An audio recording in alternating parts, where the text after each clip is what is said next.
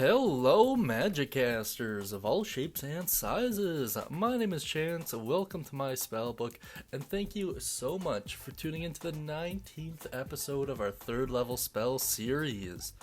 Today we have a truly incredibly cool spell in store for us today. We are looking at Erupting Earth. This spell is usable by the Druid, Sorcerer, and the Wizard, and it is found in the Elemental Evil Player's Companion. Now, as I've said on previous videos, the Druid has one heck of a spell list, and the Elemental Evil Player's Companion has some very flavorful spells, and hopefully you'll find that this is no exception to either of those rules. Now, without further ado, let's take a quick look at its mechanics here.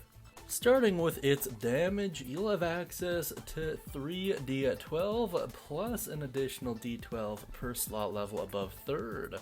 The effect at a glance reads as followed. Cause an eruption of earth and stone, becoming difficult terrain. That is, of course, in addition to the damage. Your cast time is 1 action, the range is a very impressive 120 feet, and the actual area of effect is a 20-foot cube, which is certainly nothing to scoff at. That's actually a very nice area of effect. The duration is instantaneous. The components are the holy trinity of somatic, material, and verbal. If you're curious about that material component, it is a piece of obsidian, which is pretty cool and arguably relatively easy to come by. Under saving throws, it is a dexterity based save, and on a success, they only take 1/2 damage. School is Transmutation, and the damage type is Bludgeoning, which kind of makes sense, but whatever.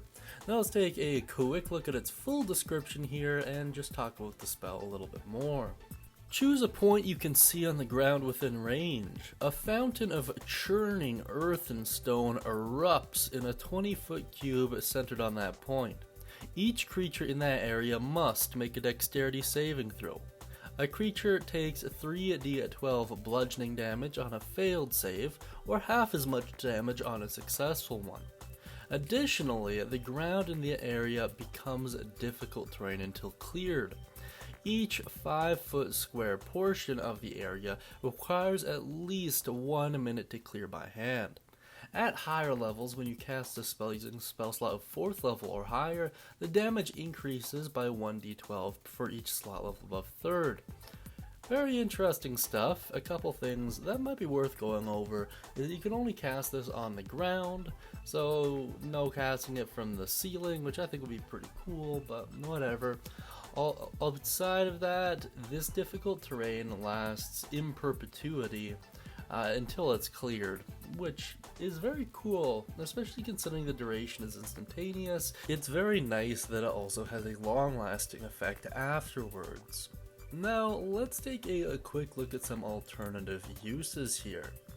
So I really did struggle with this a little bit. As so far as to say, this spell doesn't really have a ton of utility to it.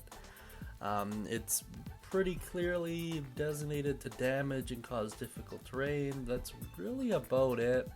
That being said, a great use for it regardless is using it to take down a large swath of enemies from a very far distance away. So that's certainly something worth considering. Outside of that, this could be a great way of making sure certain plans go off without a hitch, really taking advantage of that difficult terrain portion, for example.